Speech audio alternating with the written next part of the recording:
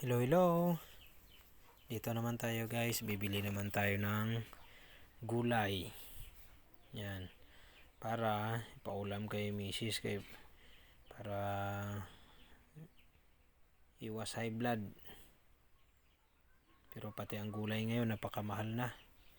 Yan, talong, ampalaya. Yan, upo sa kanya guys. Tapos hawak-hawak niyo napakalaking sibuyas. Yan. Bili tayo kay gulay-gulay lang palagi. Kaya hindi siya pwede nagkuhan. Kahit yung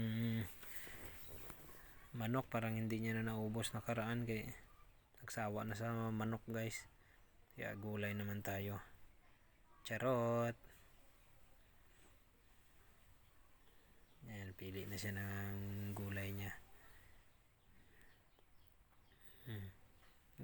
Pasikat niya pa yung napakalaking sibuyas guys. Hybrid.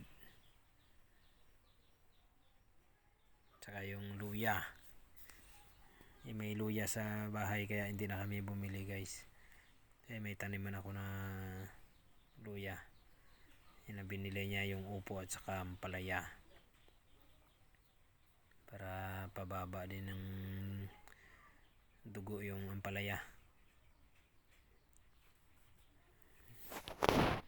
Please follow po. Like and share. Salamat po ng marami sa inyo guys. Sa mga sumusuporta.